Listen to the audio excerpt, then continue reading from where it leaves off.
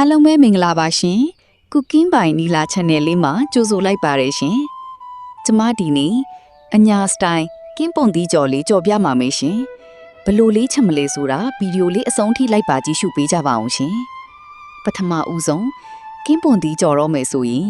အခါးသီးလားအချိုသီးလားဆိုတာကိုအရင်ဆုံးကြည့်ရတယ်ရှင်။အခါးသီးဆိုလို့ရှိရင်တော့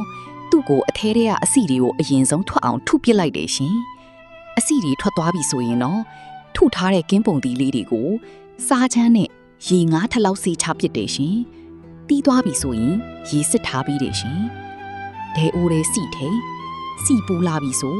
ကြက်သွန်အဖြူထောင်းထားတာနဲ့အနီလီးထားတာလေးကိုစနွေးမုံလေးနဲ့စီတက်ပါတယ်ရှင်။ပြီးရင်ကင်းပုံသီးကိုထိကြော်တယ်ရှင်။ဟင်းကမုံနဲ့စားထိမွေပြီးတယ်ရှင်။ပြီးရင်ရေလေးထိပြီးအဖုံးလေးခဏအုပ်ထားရတယ်ရှင်။ခဏနေ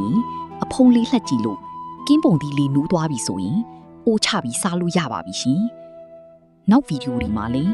ချက်ရလွယ်ကူပြီးအရန်စားကောင်းတဲ့ဟင်းလေးတွေချက်ပြမှာမို့လို့ကျမရဲ့ channel လေးကိုလည်း like and subscribe လေးလုပ်ထားပေးကြပါအောင်ရှင်။နောက်ဗီဒီယိုမှာပြန်တွေ့ပါမယ်။ Bye bye